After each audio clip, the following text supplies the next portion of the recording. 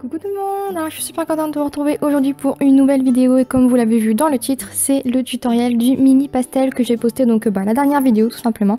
Donc c'est parti pour le tutoriel, j'espère vraiment que ça va vous plaire, j'y ai passé quand même pas mal de temps, donc c'est parti pour la construction.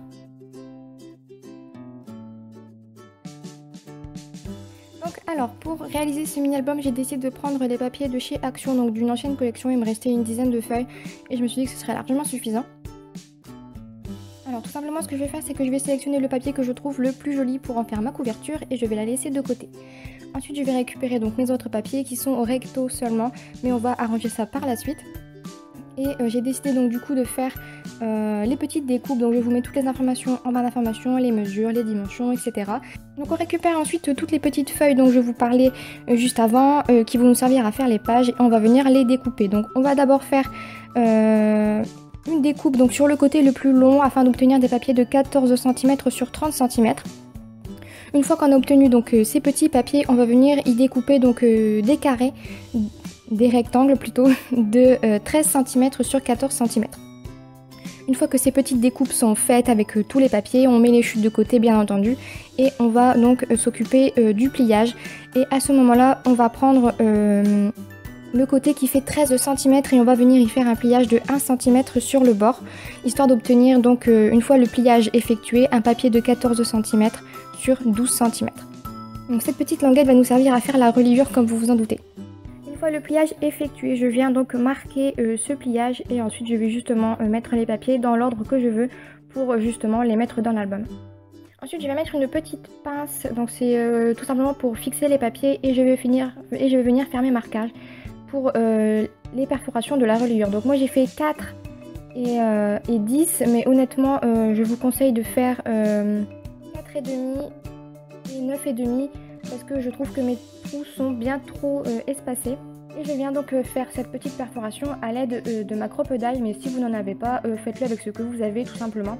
Ensuite je viens sélectionner ma ficelle qui va donc justement former cette petite reliure et je vais tout simplement la passer dans les trous, histoire de faire une sorte de reliure de carnet. Et je viens faire le petit nœud sur le dessus. Ne serrez pas trop fort, ça sert à rien, de toute manière les pages vont être un petit peu lâches par la suite. Et de toute manière vous pourrez le rectifier en cours de route si jamais ça ne vous convient pas.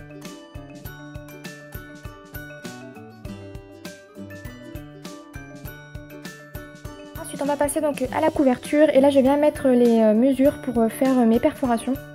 Donc tout simplement j'ai fait 5 cm et 10 cm pour faire un espace de 5 cm entre les deux et je trouvais que c'était largement suffisant.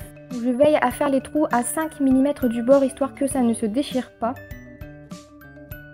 Et comme j'avais la flemme de remesurer, j'ai tout simplement fait plier ma couverture en deux et reperforer dans les trous déjà perforés. Comme ça j'ai les trous des deux côtés. On est sûr d'avoir les trous au même endroit surtout. Ensuite, je viens découper donc un papier qui fait 14 cm et demi par 13 cm et demi, je crois.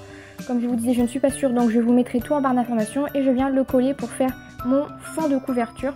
Donc pour coller le papier de fond, ce que je viens faire, c'est que je viens le coller tout simplement à environ, je dirais, 8 mm du bord. Donc vous voyez de toute manière, si vous avez bien fait vos trous, ça devrait arriver à peu près la moitié et vous aurez besoin de reperforer l'endroit où vous avez mis les trous.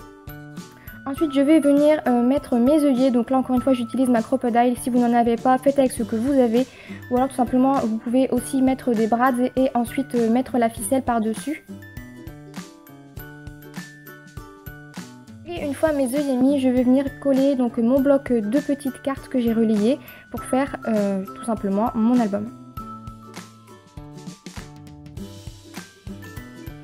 Ensuite je récupère les petites chutes qu'on a laissées en faisant nos pages et je vais tout simplement venir les perforer avec une perforatrice de bordure. Encore une fois vous utilisez celle que vous voulez et on va s'en servir pour faire des petites pochettes et inserts.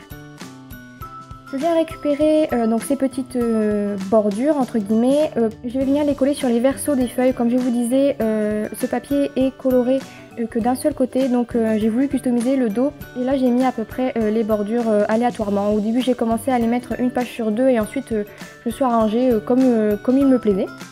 Donc là c'est pareil, vous faites comme vous le souhaitez. Et ensuite je vais venir découper les autres chutes de papier et je vais les découper de manière à ce que ça fasse 11,5 par 12,5. Donc là encore une fois vous utilisez les chutes que vous avez laissées, des papiers non utilisés ou quelque chose comme ça.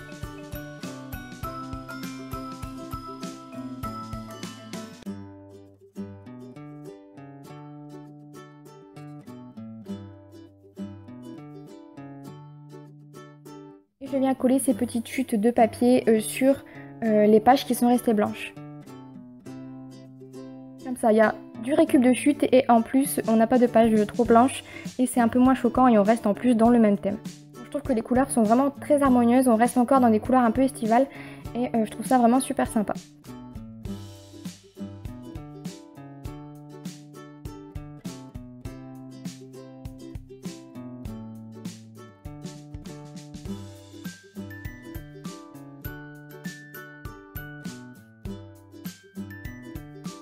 Ensuite on va passer à la customisation de la couverture. Là j'ai encore une fois fait très simple, j'ai récupéré des petites chutes, des petits embellissements par-ci par-là et je les ai tout simplement collés sur ma couverture. Donc encore une fois tout ce que j'ai utilisé je vous les récapitule en barre d'informations et j'ai fini par coller quelques petits strass ainsi que quelques petites fleurs.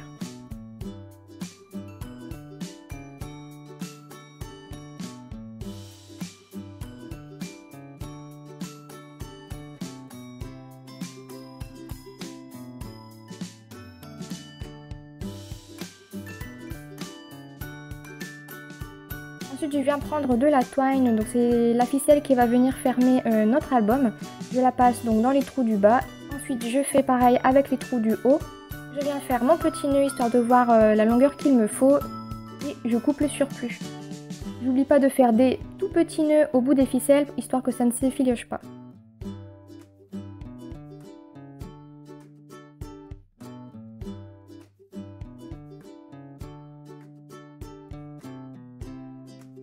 Voilà ce que ça donne pour la couverture.